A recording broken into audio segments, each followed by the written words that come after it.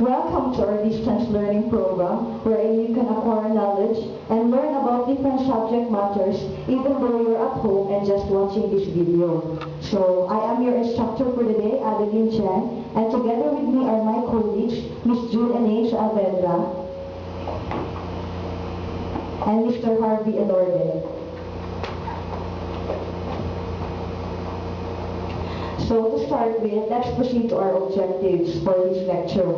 So we expect that at the end of our lecture, you students will be able to explain the importance of the recitation in the teaching learning situation, to discuss the procedure and principles of conducting recitation, to conduct socialized recitation, and lastly, to avoid the pitfalls of conducting recitation. So our lecture for today comprises the following. First is the definition of the recitation, the rationale for the recitation, the purposes of recitation, how to conduct the recitation, the steps, the conditions necessary for an effective recitation, the cautions in conducting recitations, the socialized recitation, principles to be observed in conducting socialized recitation, and the outcomes of socialized recitation. So let's proceed to the recitation. So what is recitation? So according to Webster, recitation is an oral delivery of prepared lessons by the pupil. So however, according to the visible, it is the visible manifestation of the teaching learning situation. Therefore, it becomes the permanent fixture of the classroom situation. Still, recitation is very common in the Philippine schools. So, in order to conduct an effective recitation, so later on, we will advise you or give you some tips on how to conduct recitation correctly and effectively. So, let's proceed to the rationale for recitation. So, the recitation is the legitimate excuse for classroom meetings. Why? Because without recitations, the classroom, the teaching learning situation will just a form of contractual, wherein in the beginning of the term, the teacher will give the students the subject matter to be covered, and also the dates and the time wherein the discussion and the examination will occur. So, meaning there will be no day-to-day classroom meeting. So, because of recitation, it is better that recitation should be conducted in the schools in order for the students to learn together, plan and discuss together, and of course, think together.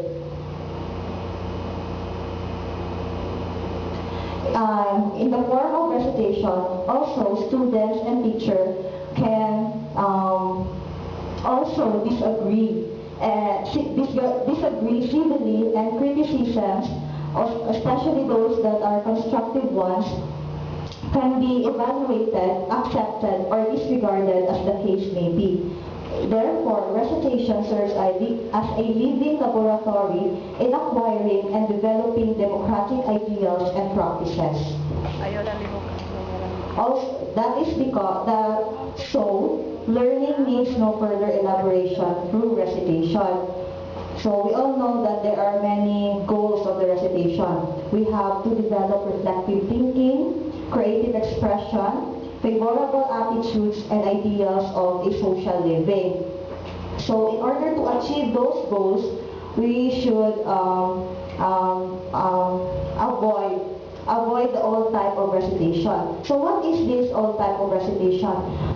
Here, like for example, way back in our high school or elementary days, the teacher or the science teacher will ask the students to study the subject matter that she taught that day. Like for example, she discussed about, the teacher will ask the students to memorize or to study the subject matter that the teacher has taught, which is the matter.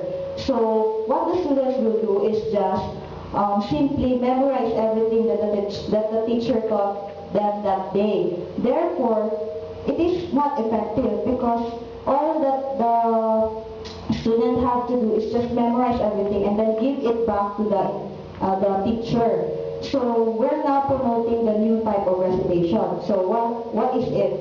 So the new type of recitation is what we call pupil-centered. Pupil-centered meaning the activities revolve around the pupils.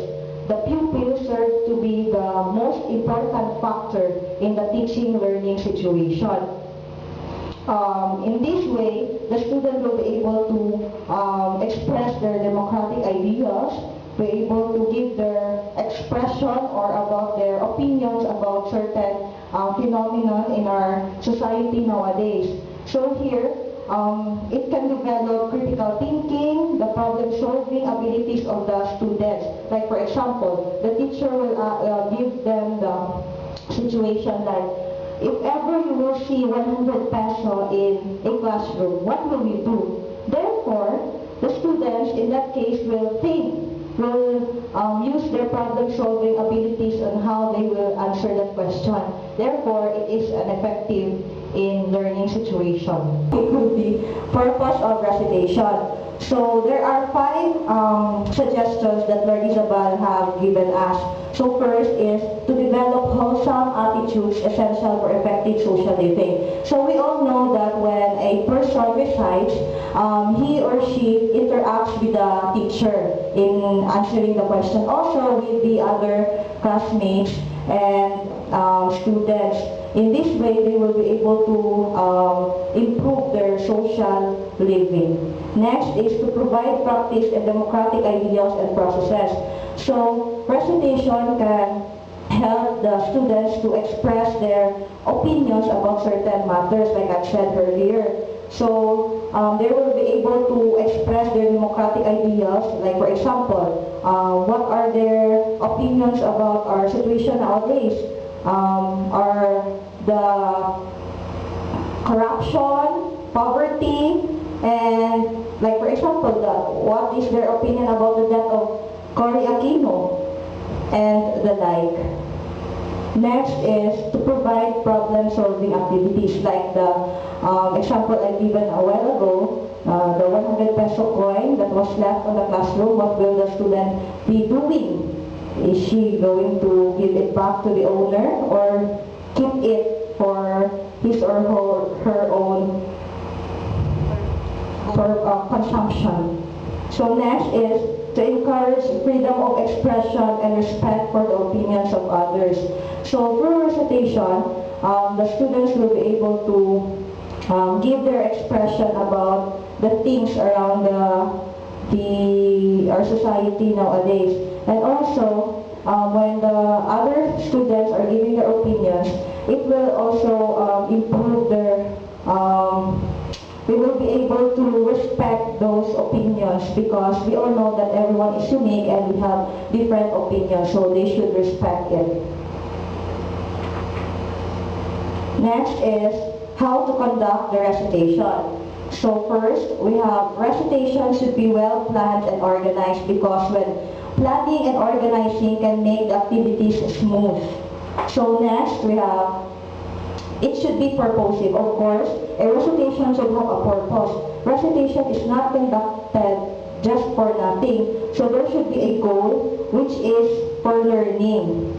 So the next one is, the recitation should provide active participation and self-activity. So we all know that a child learns by doing. So no matter how skillful and effective the teacher may be, still it is the student's role to be able to learn. So in order to accept or to get the participation of the students, the teacher should provide a place which is conducive for learning, which is like for example also